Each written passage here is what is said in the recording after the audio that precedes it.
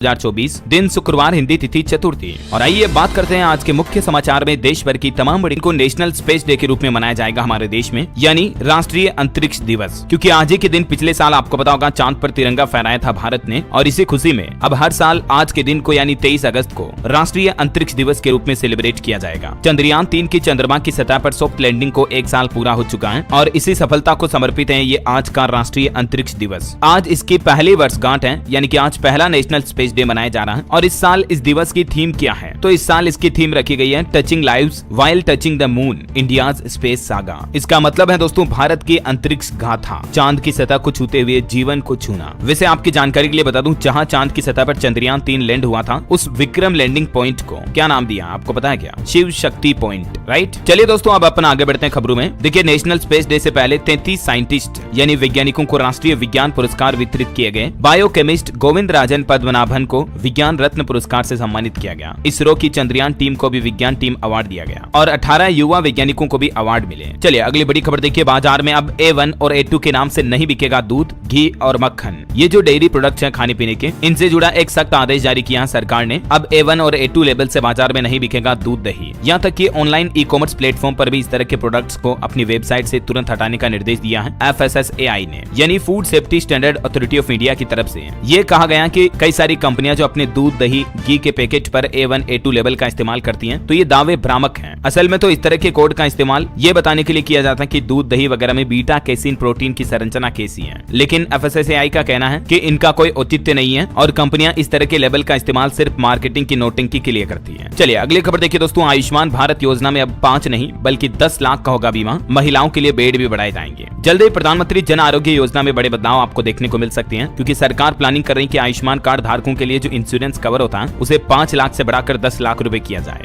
इसके अलावा महिलाओं के लिए निजी अस्पतालों में 4 लाख अतिरिक्त बेड की सुविधा भी प्रदान की जा सकती है। और जल्द ही इस संबंध में वित्त मंत्रालय एक सिफारिश भी भेजेगा। अभी हमारे देश में 12 करोड़ से ज्यादा परिवार इस योजना के लाभार्थी हैं, है ना। चलिए अगली बड़ी अच्छी खबर देखिए। MSME व्यापारियों के लिए अब आपको ONDC पर बिना कागजी कार्यवाही के भी लोन उपलब्ध होगा और वो भी मात्र 6 मिनट में ऋण की राशि मिल जाएगी। ONDC यानी कि ओपन नेटवर्क डिजिटल कॉमर्स ने 12 मिलियन से भी ज्यादा मासिक लेन देन को पार कर लिया है और इस मौके पर सरकार की तरफ से एक खास घोषणा की गई है। इस प्लेटफॉर्म पर अब बिना किसी कागजी कार्यवाही के ऋण भी उपलब्ध होगा, यानी कि इसके जरिए लोगों को लोन भी मिल पाएगा। पूरी तरह से डिजिटल और पेपरलेस प्रोसेस होगी। ग्राहकों को केवल 6 मिनट में लोन की राशि मिल जाएगी। सरकार का कहना है कि जैसे बैंकों से लोन लिया जाता है वैसे ही उधार लेने के अनुभव को सरल बनाना इसका लक्ष्य है। यही वजह है कि ONDC पोर्टल पर सरकार ने यह नई सुविधा शुरू की है ना। ज्यादा डिटेल आपको इस पोर्टल पर देखने को मिल जाएगी। गूगल में सर्च कीजिएगा ONDC, तो जो पहला लिंक आएगा ना उसको क्लिक करना। चलिए अगली खबर देखिए। GST की दरों को युक्ति संगत बनाने के लिए GOM की बैठक हुई। कुछ वस्तुओं पर करों में कटौती पर भी चर्चा हुई और GOM की इस बैठक में कुछ राज्यों ने स्वास्थ्य और जीवन बीमा पर GST का मुद्दा भी उठाया और इस प्रस्ताव को आगे भी भेजा गया। तो वैसे तो GST काउंसिल की मीटिंग अगले महीने 9 सितंबर को होगी, लेकिन इससे पहले ये एक बैठक हुई जिसमें कुछ चीजों पर GST कटौती को लेकर भी विचार विमर्श किया गया है ना। चलिए दोस्तों, सरकारी कर्मचारियों के लिए बड़ी अच्छी खबर है। OPS यानी कि ओल्ड पेंशन स्कीम पर जल्द ही अहम फैसला आ सकता है, यानी कर्मचारियों को पुरानी पेंशन मिलेगी या नहीं। अब 24 घंटे में निर्णय तय हो सकता है, क्योंकि पहली बार खुद देश के प्रधानमंत्री नरेंद्र मोदी कर्मचारियों के साथ बैठक करने जा रहे हैं इसी OPS NPS के मुद्दे को लेकर। रिपोर्ट्स के मुताबिक अब 2 राज्यों में विधानसभा चुनाव से पहले PM मोदी 24 अगस्त को स्टाफ साइड की राष्ट्रीय परिषद JCM के प्रतिनिधियों के साथ बातचीत करेंगे। और पिछले 1 दशक में ऐसा पहली बार हो रहा दोस्तों जब कर्मचारी संगठन के नेताओं को खुद PM ने बातचीत के लिए बुलाया है। तो PM आवास पर यह बैठक होगी कर्मचारियों की। देखते हैं इसमें PM मोदी और कर्मचारियों के बीच क्या कुछ बातचीत होती है। पुरानी पेंशन नई पेंशन वगैरह को लेकर जो भी अपडेट आएंगे मैं आपको बता दूंगा। सबसे पहले सरकार अगले महीने सितंबर से जनगणना की प्रक्रिया भी शुरू कर सकती है। मीडिया रिपोर्ट्स के मुताबिक जनगणना के इस सर्वे में लगभग 18 महीने लगेंगे और इसके नतीजे मार्च 2026 तक आने की उम्मीद है। वैसे तो भारत में हर 10 साल में जनगणना कराई जाती है, आपको पता होगा, और इस हिसाब से 2021 में भी होनी थी, लेकिन कोविड-19 महामारी के चलते इसको कैंसिल कर दिया। चलिए अगली खबर देखिए। एक नया आदेश। हज के दौरान अब एक ही कमरे में नहीं रह सकेंगे बीवी और शौहर। सऊदी अरब की सरकार की तरफ से हज यात्रियों के लिए एक बड़ा फैसला लिया है। अब हज जाने वाले बीवी और शौहर को एक साथ एक कमरे में सोने की इजाजत नहीं दी जाएगी। सऊदी अरब में इस बार हज के दौरान पति पत्नी एक ही कमरे में भी नहीं रह सकेंगे, क्योंकि सरकार की तरफ से हज यात्रा के दौरान महिला और पुरुष हज यात्रियों को एक ही कमरे में ठहरने पर रोक लगा दी है। पुरुषों को महिला आजमीन के कमरों में प्रवेश की अनुमति भी नहीं होगी। और भी ये सऊदी अरब सरकार की गाइडलाइंस आप देख सकते हैं स्क्रीन पर। चलिए अगली बड़ी खबर देखिए। दवा कंपनियों को सरकार ने बड़ा झटका दिया है। तकरीबन 156 तरह की दवाइयों पर प्रतिबंध लगा दिया है। सरकार ने कहा कि इन दवाओं के दूसरे सुरक्षित विकल्प उपलब्ध हैं और फिलहाल हमारे देश में जुकाम, बुखार, एलर्जी, दर्द के लिए उपयोग की जाने वाली तकरीबन 150 से ज्यादा दवाओं पर गवर्नमेंट की तरफ से बैन लगा दिया, प्रतिबंध लगा दिया। ठीक है, इनमें कौन कौन सी दवाइयां प्रमुख रूप से शामिल है, ये लिस्ट भी आप देख सकते हैं कुछ दवाइयों के नाम की। तो ध्यान रखिएगा इन दवाओं को अब आप मेडिकल स्टोर से ना ही खरीदें तो बेहतर है ना।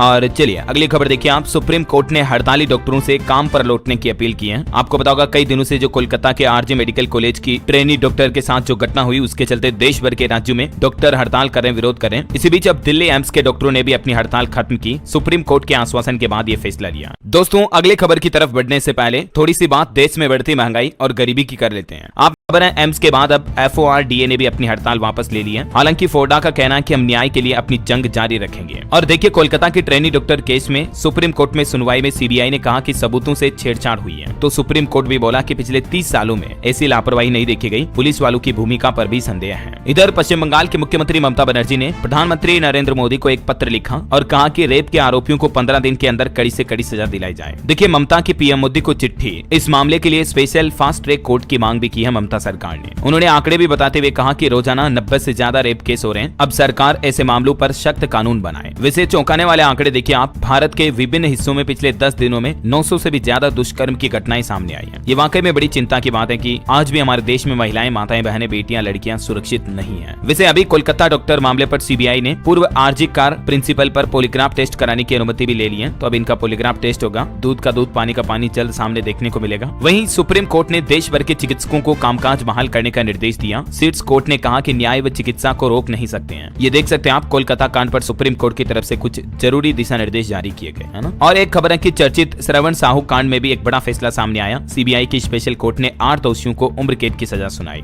उत्तर प्रदेश की राजधानी लखनऊ में 1 फरवरी 2017 को यह घटना हुई थी है ना। चलिए अगली खबर देखिए। देश की GDP ग्रोथ रेट पहली तिमाही में 6% रहने का अनुमान है। घरेलू रेटिंग एजेंसी ICRA की तरफ से यह अनुमान लगाया गया है। वैसे वित्त मंत्रालय की भी इस संबंध में एक रिपोर्ट जारी हुई जिसमें कहा गया कि देश की आर्थिक गति बरकरार रहेगी। 6.5 से 7% वृद्धि हासिल करने की उम्मीद है GDP की। वहीं एक रिपोर्ट आ रही दोस्तों, अगले 5 सालों में दुगना हो जाएगा हमारे देश में गोल्ड लोन बाजार का आकार भी। और GST चोरी पर भी सरकार ने डेटा जारी किए। पिछले 4 सालों में 1.25 लाख करोड़ की GST चोरी हुई। 59,000 फर्जी कंपनियों की जांच चल रही है, जिन मामलों में अब तक 170 से ज्यादा लोग गिरफ्तार भी हुए हैं। चलिए अगली खबर देखिए दोस्तों। PM मोदी पोलैंड दौरे पर हैं। उन्होंने वहां के राष्ट्रपति डूडा से मुलाकात की और भारत पोलैंड संबंधों को रणनीतिक साझेदारी में बदलने पर भी चर्चा हुई। पोलैंड में PM मोदी का सेरेमोनियल वेलकम किया गया। रेड कारपेट पर देख सकते हैं आप। राष्ट्रगान की धुन के साथ गार्ड ऑफ ऑनर का सम्मान दिया गया उन्हें। वहीं PM मोदी और पोलैंड के प्रधानमंत्री ने सुरक्षा और व्यापार समेत कई अहम मुद्दों पर चर्चा भी की। भारत पोलैंड के बीच अगले 5 साल का एक्शन प्लान भी बनकर तैयार हुआ। सिक्योरिटी एग्रीमेंट पर भी सहमति बनी। ये देख सकते हैं आप, दोनों सरकारों के बीच एक अहम समझौता हुआ जिस पर सहमति बनी। डिटेल भी। वहीं पोलैंड में बोले प्रधानमंत्री नरेंद्र मोदी, यूक्रेन संघर्ष के दौरान भारतीय छात्रों को बचाने में आपकी मदद को कभी नहीं भूल सकते हैं। पोलैंड में PM ने कहा कि UN में सुधार समय की मांग है और रूस यूक्रेन युद्ध पर भी चिंता की बात कही उन्होंने। वैसे आपको पता होगा अभी पोलैंड से यूक्रेन का दौरा करेंगे PM मोदी, लेकिन इसी बीच यूक्रेन ने रूस के खिलाफ एक और सबसे घातक हमला किया। एयरबेस व रेडियो केंद्र को निशाना बनाया। PM दौरे के बीच ये रूस यूक्रेन युद्ध और ज्यादा उग्र होता जा रहा है। चलिए अगली खबर देखिए आप। सेबी की तरफ से एक अलर्ट जारी किया है। इंट्राडे ट्रेडिंग में ज्यादा जोखिम होता है और फुल टाइम जॉब वाले लोग इससे दूर रहें तो बेहतर है, क्योंकि हालिया एक स्टडी में पता चला कि इंट्राडे ट्रेडिंग करने वाले 71% निवेशकों की रकम डूब गई। इसलिए मार्केट रेगुलेटर सेबी की तरफ से ये अलर्ट जारी किया गया। चलिए किसान भाई लोगों के लिए बड़ी अच्छी खबर देखिए। किसानों की शिकायतों के समाधान के लिए अब समिति गठित करेगा सुप्रीम कोर्ट। सुप्रीम कोर्ट ने पंजाब हरियाणा के किसानों के शंभू बॉर्डर मामले पर सुनवाई करते हुए कहा कि जल्द ही किसानों की समस्याओं के समाधान के लिए समिति गठित की जाएगी। 2 सितंबर को इस मामले पर अगली सुनवाई होगी।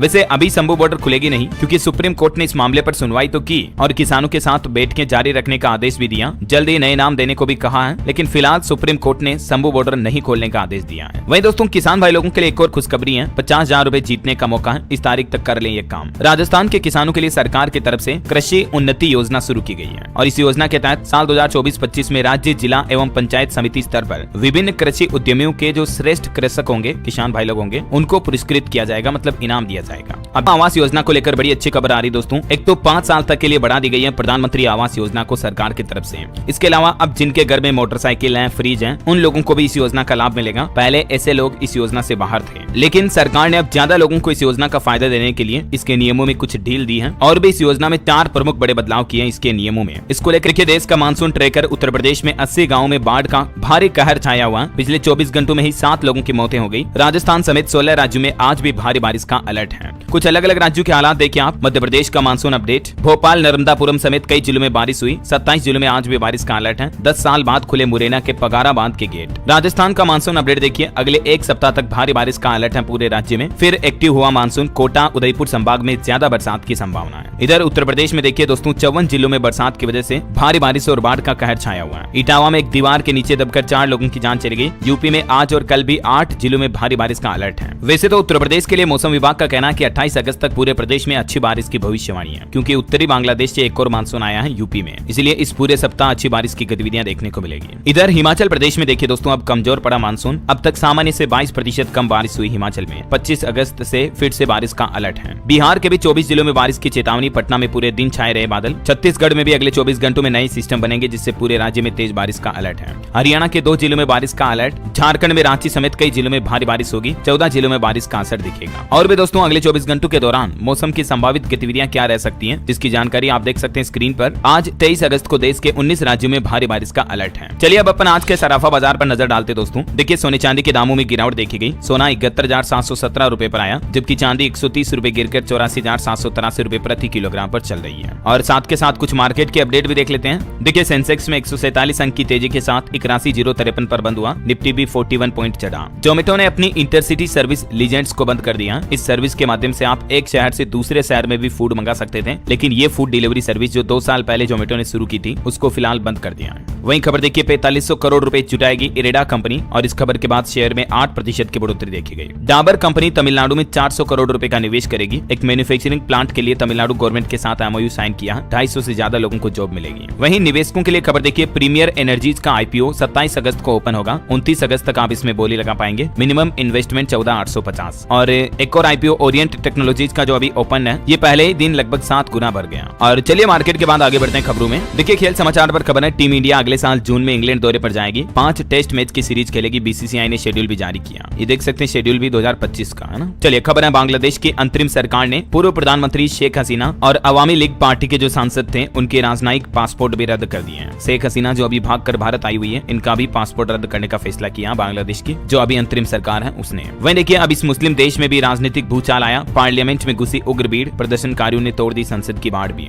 बांग्लादेश के बाद अब एक और मुस्लिम बाहुल देश में लोकतंत्र काफी खतरे में है। वो देश है इंडोनेशिया। यहाँ की राजधानी जकार्ता में भारी उथल फुथल देखी गई। संसद में भी लोगों ने विरोध करके तोड़फोड़ की, देख सकते हैं आप तस्वीरें। और वैसे बांग्लादेश में अभी भी जो हिंदू भाई लोगों के साथ हिंसा हो रही है, इसको लेकर देखिए उत्तर प्रदेश प्रयागराज में सड़कों पर उतरे हिंदू संगठन। भगवा के साथ लहराया तिरंगा, पुतला भी फूंका और प्रधानमंत्री नरेंद्र मोदी से कार्रवाई की मांग भी की। बांग्लादेश मुर्दाबाद, होश में आओ, अत्याचार के खिलाफ एक्शन हो, ऐसी मांगों को लेकर महिलाओं ने भी जमकर नारेबाजी की और आक्रोशित लोगों ने बांग्लादेश का पुतला भी फूंका। चलिए खबर है, जम्मू कश्मीर में कांग्रेस और एनसी में गठबंधन हुआ। फारूक अब्दुल्ला ने कहा कि सीटों का बंटवारा बाद में होगा। राहुल गांधी बोले कि हमने मोदी का कॉन्फिडेंस तोड़ा। वहीं जम्मू कश्मीर में एक बड़ी दुर्घटना हो गई। लद्दाख में 200 मीटर गहरी खाई में गिरी बस, 6 लोगों की जान चली गई, 22 से ज्यादा घायल हो गए। चलिए खबर देखिए, वक्फ बिल पर 31 सदस्यीय जेपीसी की पहली बैठक हुई। अध्यक्ष जगदम्बिका बोले कि सभी 44 बदलावों पर चर्चा करेंगे। हर हिस्सेदार की बात सुनी जाएगी। आपको पता होगा, हाल ही में केंद्र सरकार ने वक्फ बोर्ड कानून में बदलाव को लेकर जो संसद में विधेयक पेश किया, इसको लेकर जो कमेटी गठित की, उसकी ये पहली बैठक हुई है ना। चलिए खबर देखिए, अब निकाह और तलाक का भी पंजीकरण होगा। असम राज्य सरकार ये नया विधेयक लाने जा रही है। लव जिहाद को रोकने के लिए भी असम में कानून बनाया जाएगा। और असम की हिमंत बिश्व शर्मा सरकार का कहना है कि मुस्लिम विवाह पंजीकरण विधेयक 2024 को असम सरकार की कैबिनेट ने मंजूरी दे दी है। और इस नए नियम के बाद अब असम में काजी नहीं बल्कि सरकार करेगी निकाह का रजिस्ट्रेशन भी। इतने दिन काजी करते थे कई समाज में, कई धर्म में विवाह का रजिस्ट्रेशन, लेकिन अब काजी नहीं करेंगे। वो कहावत तो आपने सुनी होगी ना, मियाँ बीबी राजी तो क्या करेगा काजी। वही वाला काजी जो विवाह को मान्यता देता था, लेकिन अब वो मान्यता नहीं दे पाएंगे क्योंकि असम सरकार खुद निकाह का रजिस्ट्रेशन करेगी। विधानसभा में मुस्लिम marriage and divorce registration bill पेश किया गया और असम राज्य में हिमंत बिश्व शर्मा सरकार 90 साल पुराना कानून बदलने जा रही है। निकाह को पहले काजी रजिस्टर करते थे, लेकिन अब सरकार इनका रजिस्ट्रेशन करेगी और बाल विवाह का रजिस्ट्रेशन भी नहीं होगा।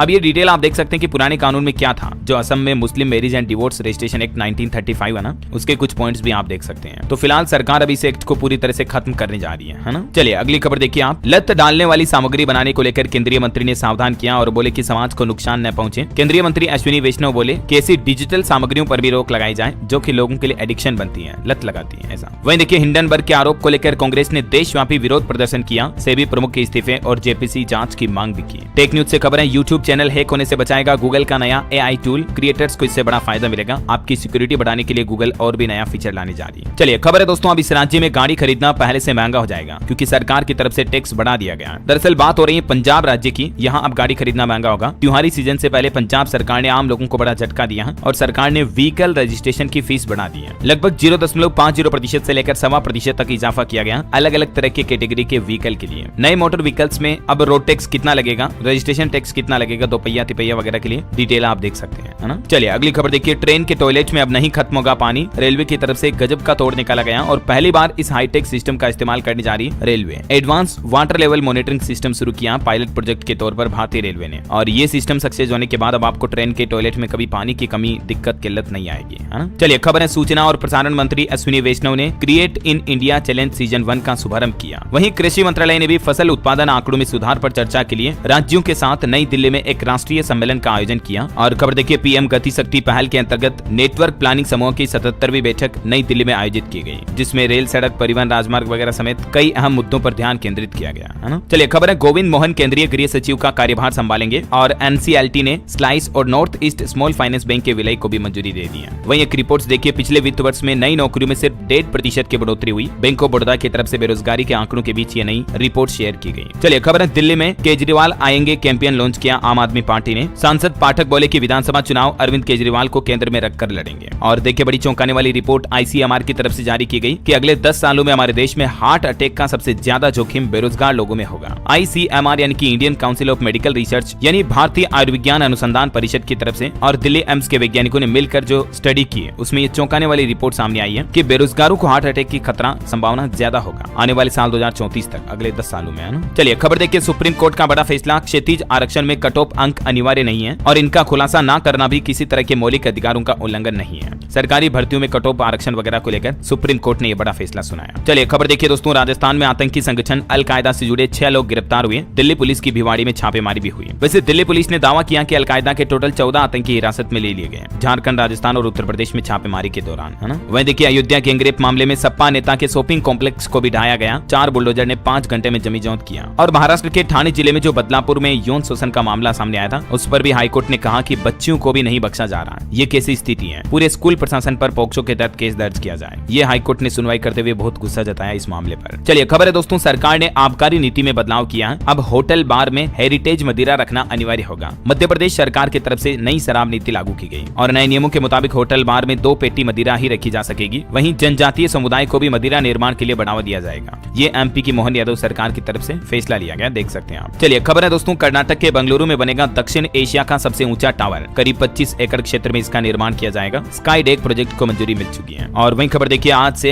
अमेरिकी यात्रा करेंगे रक्षा मंत्री राजनाथ सिंह। सैन्य रणनीतिक सहयोग पर होगी खास बातचीत। बड़ी खबर है, टोना टोटका न बाबा न काला जादू, ओम शाम शीम ठू, अब ऐसा कुछ नहीं चलेगा। देखिए, इस राज्य में होगी 7 साल की सजा, 50,000 का जुर्माना भी लगेगा। दरअसल गुजरात राज्य सरकार की तरफ से जादू टोना टोटका करने वालों के लिए ये सख्त कानून लागू कर दिया है। ऐसे लोगों को सीधी 7 साल तक की जेल की सजा होगी। सदन में अंधविश्वास विरोधी बिल सर्वसम्मति से पारित हुआ और 50,000 रुपए का जुर्माना भी लगेगा। अंधविश्वास, टोना टोटका, जादू टोना पर रोक लगाने के लिए ये गुजरात सरकार की तरफ से वाकई में बहुत ही अच्छी पहल की गई है। वैसे आपको बता दूं, गुजरात से पहले ऐसा कानून महाराष्ट्र, कर्नाटक, उड़ीसा, राजस्थान, छत्तीसगढ़ और असम में अंधविश्वास निर्मूलन कानून लागू कर रखा है और इस तरह से गुजरात ऐसा कानून लागू करने वाला देश का 7वां राज्य बन चुका है, ठीक है ना। चलिए अगली खबर देखिए, सरकार से अब आर पार की लड़ाई लड़ेंगे सरकारी कर्मचारी। अगले महीने 10 सितंबर से आकस्मिक अवकाश का भी ऐलान किया है। हिमाचल प्रदेश में सरकारी कर्मचारी अपनी डीए, एरियर वगैरह इन मांगों को लेकर सरकार पर गुस्सा कर रहे हैं। और खबर है, अब घर में अकेले रहने वाले बुजुर्गों को भी किसी से डरने की जरूरत नहीं है, तुरंत हाजिर होगी यूपी पुलिस। ये एक नई पहल शुरू की गई है। मतलब अब उत्तर प्रदेश में अगर बुजुर्ग दादा दादी को कोई दिक्कत है तो तुरंत यूपी डायल 112 नंबर पर आपको कॉल करना है और तुरंत यूपी पुलिस आपकी सहायता के लिए हाजिर होगी, है ना। चलिए खबर है, अब दिव्यांग बच्चों को घर पर आकर टीचर पढ़ाई करवाएंगे। शिक्षा विभाग की तरफ से ये नई पहल शुरू की गई है। उत्तर प्रदेश में ही ये पायलट प्रोजेक्ट शुरू किया गया यूपी अमेठी से, जहां दिव्यांग बच्चों को घर पर जाकर पढ़ाएंगे अब टीचर। 29 स्पेशल एजुकेटर देंगे शिक्षा सप्ताह में, 2 दिन की पढ़ाई भी होगी। और देखिए, छुट्टियों पर बड़ी खबर आ रही कि 25-26 तारीख को सार्वजनिक अवकाश की घोषणा की गई है। उत्तर प्रदेश में कृष्ण जन्माष्टमी को देखते हुए ये सार्वजनिक छुट्टियां घोषित कर दी गई है। सभी सरकारी, private office, bank, school, college वगैरह बंद रहेंगे, ठीक है ना। चलिए खबर देखिए, उत्तर प्रदेश के मुख्यमंत्री योगी आदित्यनाथ ने मुजफ्फरनगर में एक बड़ा ऐलान किया। बोले कि अगले 2 सालों में 2 लाख से ज्यादा युवाओं को देंगे सरकारी नौकरी। वहीं आदिवासियों के लिए भी एक खुशखबरी है। अब पीएम